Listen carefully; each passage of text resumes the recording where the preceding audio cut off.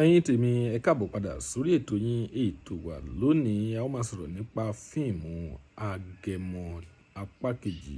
Ẹ̀yin tèmi fíìmù yìí ó dùn tó jẹ́ wípé tí ẹ ò bá ti wo fíìmù Agẹmọ ẹ gbìyànjú láti lọ wò ó torí wípé fíìmù náà dùn ó náni. Fíìmù tí ó jẹ́ wípé action movie ni fíìmù tí wọ́n ti ń ja olè tí wọ́n ti ń ṣe oríṣiríṣi ní fíìmù ọ̀hún.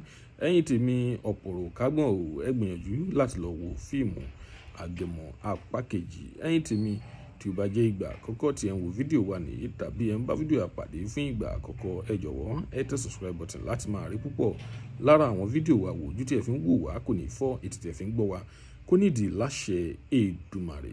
Lónìí ẹ ó máa sọ̀rọ̀ nípa àwọn òṣèré tí wọ́n kópa nínú fíìmù Agẹmọ. Àwọn òṣèré púpọ̀ òṣèré jàǹkànjàǹkàn ni wọ́n kópa nínú fíìmù yìí. Fún àwa tí a ti wo fíìmù Agẹmọ ta ni òṣèré tí ẹ̀yin nífẹ̀ẹ́ sí jù nínú fíìmù yìí? Ẹ tẹ orúkọ òṣèré yìí ìdí kan pàtó tí ẹ fi nífẹ̀ẹ́ òṣèré yìí ẹ tẹ̀ sínú comment section ká lè sọ̀rọ̀ nípa rẹ̀ ká lè fọ̀rọ̀ jómitúrò rọ̀ lórí rẹ̀. Ní tèmi o Abeni Agbon òun ni mo nífẹ̀ẹ́ sí jù nínú fíìmù yìí torí wípé àwọn ló play lead role nínú fíìmù Agẹmọ yìí.